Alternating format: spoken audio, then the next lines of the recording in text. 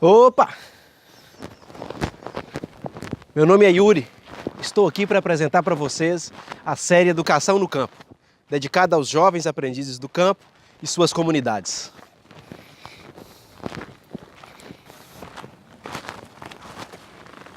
Organizamos esse conteúdo para dividir com vocês nossa experiência em educação popular e permacultura, mas principalmente para compartilhar com vocês perguntas. O que significa excelência para uma escola do campo? Quais aprendizados fazem sentido na vida de um jovem morador da zona rural? O que uma escola do campo precisa para alcançar a excelência? Bom, nós desconfiamos de algumas respostas e propomos 5 episódios temáticos nessa série: permacultura, produção orgânica de alimentos, autossuficiência alimentar, autossuficiência hídrica e práticas inspiradoras. Nós acreditamos que esses temas vão ajudar a responder essas perguntas e também transformar o seu jeito de estar e agir na sua escola e comunidade. Por isso, fica aí o convite para seguir com a gente nessa jornada. Esperamos que esse conteúdo inspire você e sua família, sua escola e sua comunidade a encontrar caminhos de liberdade e de sentidos de vida. O primeiro episódio dá uma geral sobre permacultura e sobre as relações que essa filosofia tem com a Carta da Terra e com a prática de diversas tecnologias simples e eficientes. Vamos ver?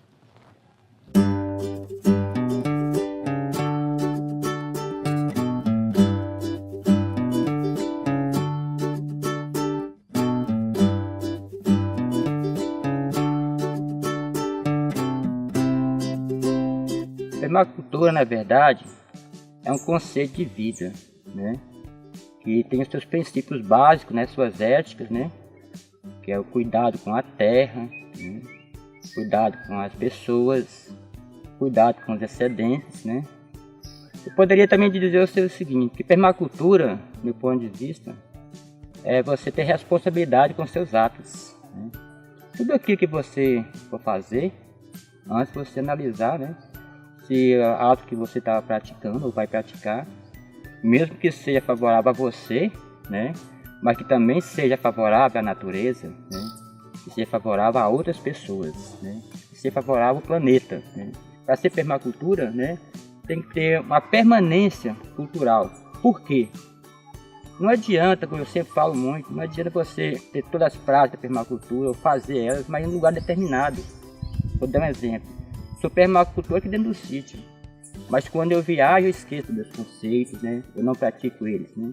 E é muito importante por conta disso, né? Nós vivemos uma situação que a gente tem hoje grandes perdas de território por conta de degradação, temos uma demanda crescente de alimentação e de recursos de modo geral, que se não for feito de um jeito, se a gente não pensar na produção de alimentos e outras necessidades, né, da sociedade, de um jeito mais equilibrado, nós temos o risco de não atender essa demanda, e se atender essa demanda, esse atendimento pode ser parcial, atende algumas pessoas, algum grupo e outros, e deixa um rastro, o que a gente chama de passivo ambiental, social, muito grande.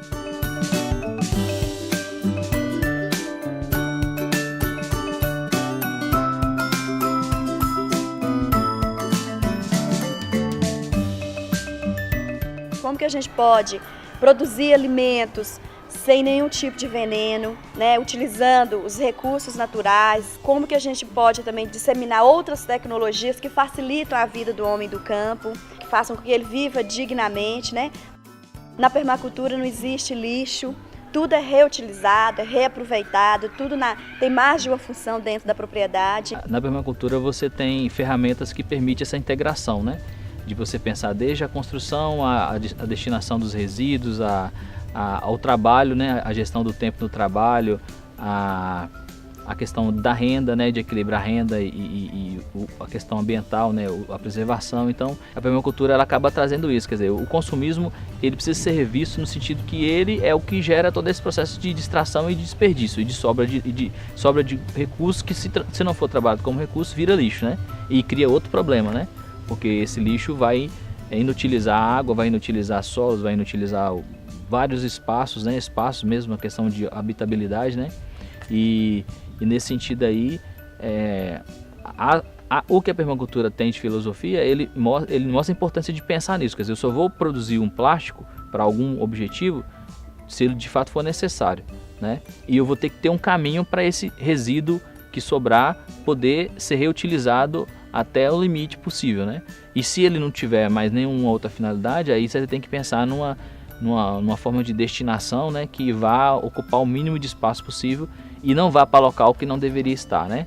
Não vai para o oceano, não vai para a beira de nascente, né? Que vá ter um destino reduzido no local que seja, né, mais adequado, né? É um pouco isso, né? E você sabia que em Araçuaí, cidade mineira do Vale do Jequitinhonha, existe um centro de permacultura que põe em prática isso tudo que a gente acabou de ouvir e mais um pouco? Se você não conhece ainda, vale a pena ver de perto para se inspirar e aprender boas práticas.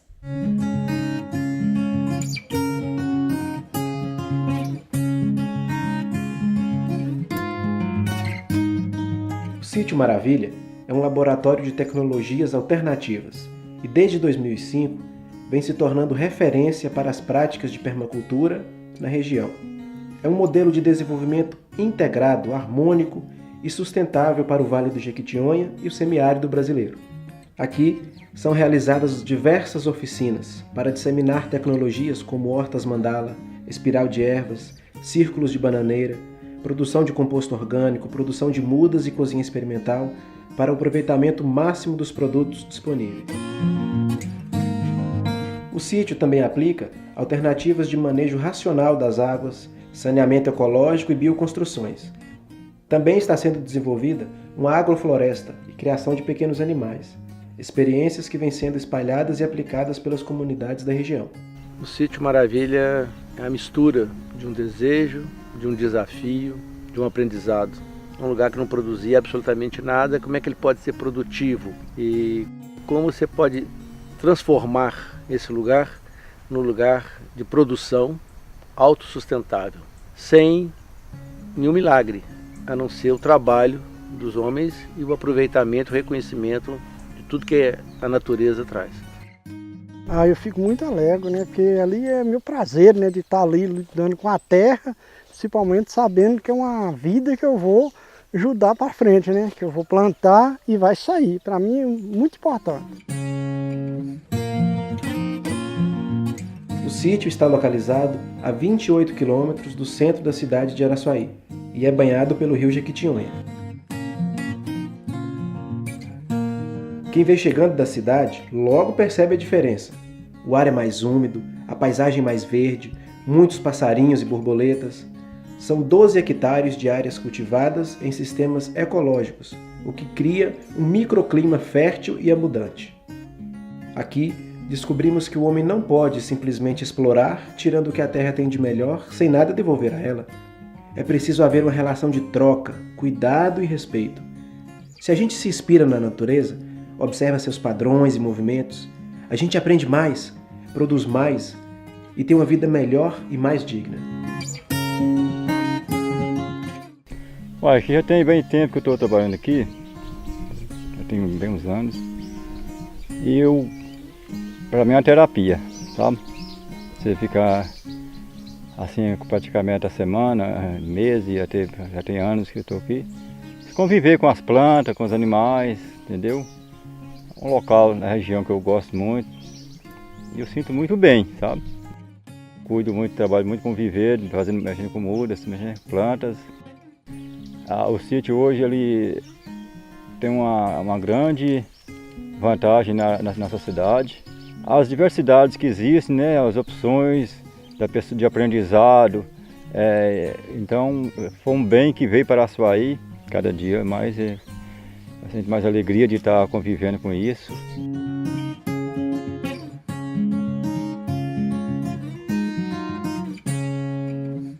Nós pensamos na escala. Será que dá para fazer isso numa escala? Pensar isso para todas as pequenas propriedades, para que todos os pedaços de terra possam ser não só fontes de produção, mas também de qualidade de vida para todos, sem degradação do solo, sem rompimento com a lógica da natureza, todos esses princípios que nos norteiam. Então esse exercício de aprender com o tempo e com o ritmo da natureza. Nós aprendemos isso aí a Guimarães Rosa, que passarinho não voa antes do tempo, né? Ele tem o seu momento, mas quando ele vai voar, ele já sabe o tamanho do voo. Então a nossa experiência aqui, né, é aprender a voar e estar voando o tempo certo. Depois de tudo isso, o Sítio Maravilha produz, em épocas de seca, entre 800 e 1.000 quilos de alimentos. E em época de chuvas, produz todos os meses mais de 1,2 tonelada de frutas, verduras e legumes. Todos os alimentos são naturais e orgânicos e alimentam cerca de 400 crianças, jovens e idosos da nossa cidade, no Ser Criança e nos projetos da Ação Social Santo Antônio.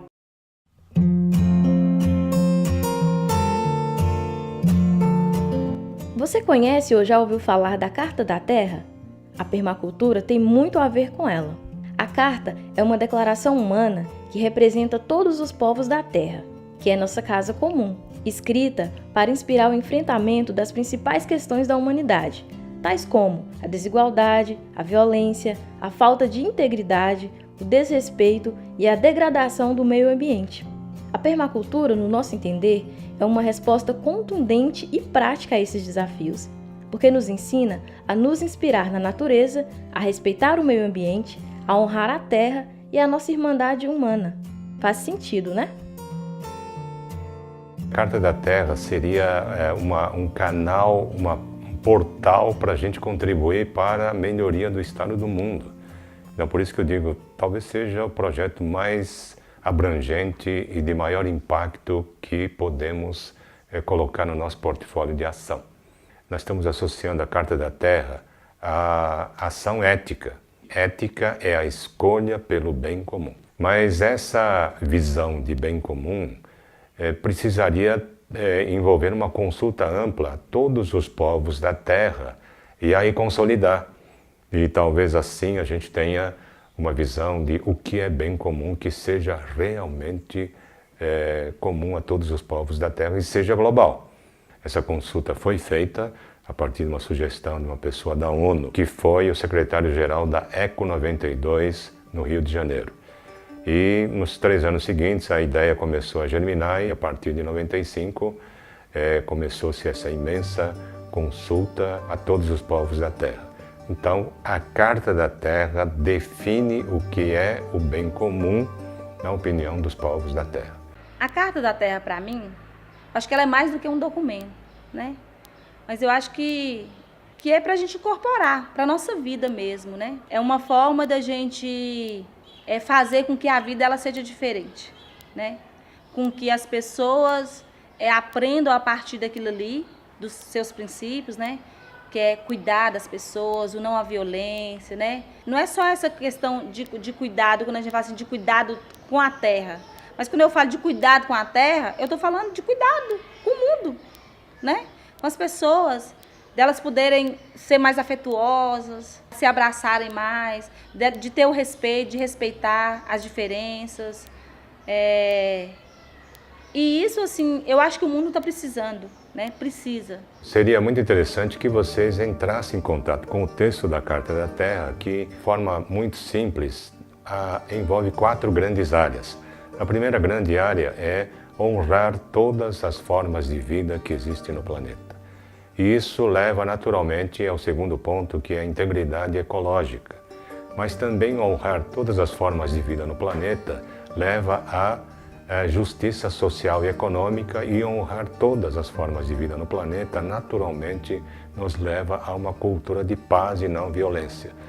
E essas 4 grandes áreas estão totalmente interconectadas. Por exemplo, se faltar justiça econômica e social, eu tenho guerras e assim por diante. Então vale a pena, nessas 4 grandes áreas, há 4 princípios para cada uma das áreas.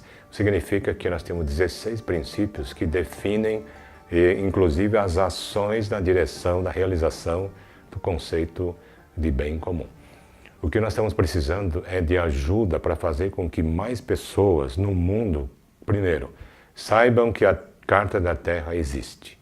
Calma, seu Oscar, o canal sempre está aqui para isso mesmo, para que todo mundo saiba bem direitinho o que é Carta da Terra. Por isso saímos por aí procurando um bom exemplo. E como quem procura acha, encontramos um ótimo exemplo de como colocar em prática os princípios que nela existem. E que agora vamos conhecer alguns. Tratar todos os seres vivos com respeito e consideração. E eu estou querendo fazer aqui também um comedouro para pássaros. Sou apaixonada com esses bichos, mas é uma coisa que eu não queria ter presa aqui comigo, mas próximo de mim, sem precisar machucar, sem precisar prender, sem precisar escravizar. E essa beleza assim, natural que a própria natureza nos oferece não precisa ser violada, né? É livre, tem que ser livre. Transmitir às futuras gerações valores, tradições e instituições que apoiem a prosperidade das comunidades humanas e ecológicas da Terra a longo prazo. Nós temos assim uma cultura, uma herança, um saber dos nossos antigos que preserva a vida, né? Que preserva o meio em que vive, tem o respeito, né? O respeito às tradições, o respeito às pessoas, o respeito aos seres, né? Então eu acho que isso é muito importante para qualquer sociedade que está perdendo isso. Então uma herança muito boa do nosso saber, do nosso conhecimento, é isso, é como viver bem, né? Viver bem, preservando, né? Cultivando, respeitando. E isso a gente acha importante que outros conheçam, né? Promover a participação ativa das mulheres em todos os aspectos da vida econômica, política, civil, social e cultural, como parceiras plenas e paritárias, tomadoras de decisão, líderes e beneficiárias. A primeira coisa a gente teve foi tomar conhecimento dos nossos direitos. Como trabalhadoras rurais, né? Que nós não era reconhecida, nós não sabíamos nem o que nós falávamos quando nós chegávamos num cartório para nós, né? Ou para requerer qualquer coisa, não sabia nem o que nós respondíamos. Então a primeira coisa foi nossa profissão como trabalhadoras rurais.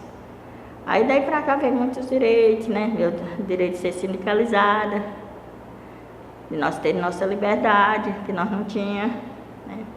Aí não foi fácil, mas através de muita luta nós conseguimos. Porque a mulher, ela é que cuida muito bem do quintal, cuida da roça, né? Cuida de outros elementos voltados para o rural, mas na maioria das vezes ela não é valorizada, né? Ela não é valorizada como se deve. Então, assim, dentro dos princípios da agroecologia, dentro dos princípios da agricultura orgânica, da permacultura, né, se trabalha também essa questão da solidariedade, né, e do trabalho da mulher, né, nesse conjunto aí. Então isso é muito importante também e é uma das coisas que diferencia esse tipo de agricultura. Eliminar a discriminação em todas as suas formas, como as baseadas em raça, cor, gênero, orientação sexual, religião, idioma e origem nacional, étnica ou social. Toda religião procura, Deus é como um mar, uma comparação. Todos os córregos correm para o mar, todos os rios correm para o mar. A religião também é do mesmo jeito. A metade das pessoas da religião acredita em Deus de forma diferente, mas acredita em Deus.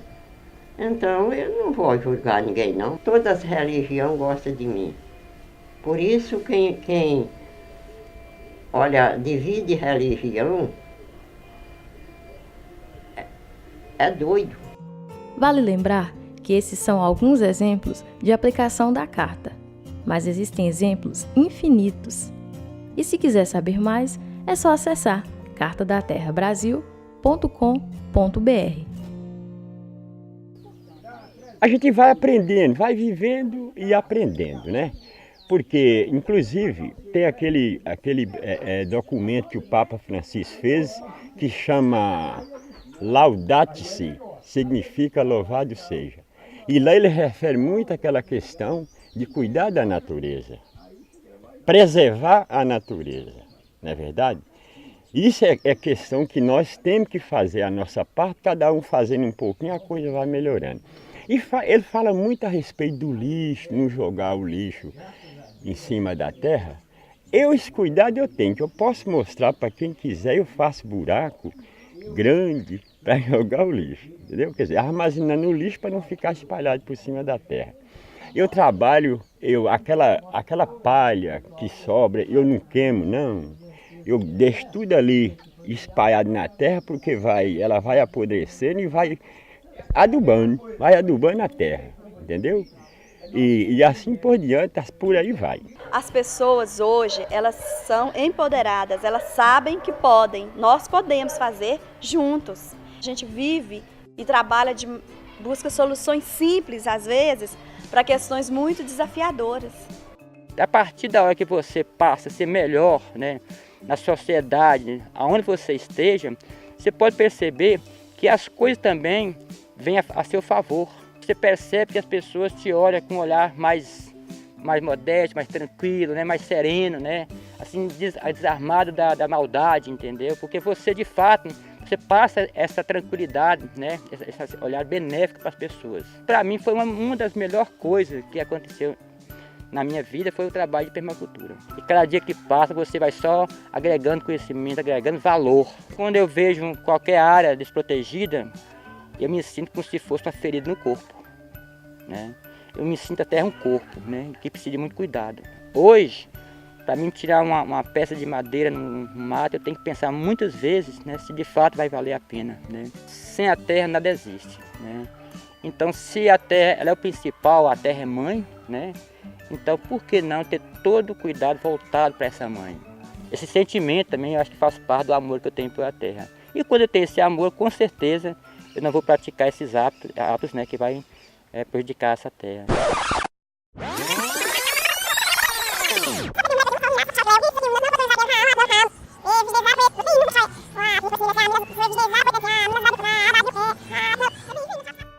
Hoje a gente dá início à nossa série falando sobre permacultura, dedicada às famílias, mas especialmente aos jovens que vivem no campo. É fundamental a gente repensar nossas ações e nossa relação com o meio ambiente, e a permacultura é uma trilha e tanto para isso.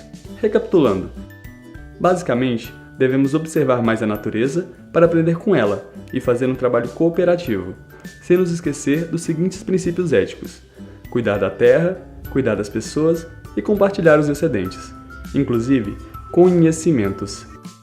A permacultura pode ser um jeito respeitoso de viver e lidar com a natureza e com as pessoas. Tem muito a ver com um documento que se chama Carta da Terra, uma declaração escrita e negociada por pessoas do mundo inteiro, de diferentes culturas e crenças, que busca a construção de uma sociedade mais pacífica e sustentável. Felizmente, tem muita gente que já entendeu isso e está pondo em prática. E eu tô querendo fazer aqui também um comedouro para pássaros. Sou apaixonada com esses bichos, mas é uma coisa que eu não queria ter presa aqui comigo, mas próxima de mim, sem precisar machucar, sem precisar prender, sem precisar escravizar. A gente viu muita coisa boa, hein? Fala sério. E o melhor é que esse foi só o primeiro episódio. No próximo, vamos falar sobre a produção orgânica de alimentos e mostrar na prática como algumas tecnologias podem nos ajudar a produzir melhor, de maneira mais saudável, aproveitando ao máximo o recurso. Já ouviram falar em cobertura verde? Composto orgânico? Essas e outras tecnologias a gente mostra direitinho como é que faz e como podemos cuidar dos nossos alimentos de forma mais saudável, sem usar nenhum tipo de veneno. E tudo isso dá para fazer aí mesmo no seu quintal e na sua escola. Ficaram curiosos? Então continue ligadinhos nessa série especial do nosso canal Sempre, um canal para todos. Chegamos ao fim do primeiro episódio da série Educação no Campo. Mas nos próximos episódios, queremos inspirar vocês a pensar como esses conteúdos e essas ideias podem se conectar na prática com a sua casa, com a sua escola, com o que acontece na sua vida e como ter uma vida mais feliz e mais sustentável. Para isso, deixamos algumas perguntas para vocês. A permacultura já é uma prática na sua escola ou comunidade? Se sim, como é possível avançar na aplicação dessa filosofia e de suas tecnologias? O que fazer para que a escola, nossos quintais ou propriedades se pareçam com o Sítio Maravilha, o centro de permacultura que mostramos nesse episódio? Como podemos estudar matemática, português, química, biologia, física, respeitando nosso jeito de viver, nossas necessidades, nosso entorno? Ou como essas práticas podem se integrar aos conteúdos de cada disciplina? Como podemos nos inspirar na permacultura para melhorar a escola? Os estudos podem fazer mais sentido? O almoço pode ser melhor? O ambiente? A água? A manutenção da escola como lugar de aprendizagem? Trabalho prático 1. Construa um canteiro permacultural em sua escola ou sua casa, utilizando só os recursos disponíveis encontrados. Quais são suas dúvidas e perguntas? Pesquise, converse, mobilize pessoas em torno dessas questões. No próximo episódio, a gente segue o barco com produção orgânica de alimentos. Até lá!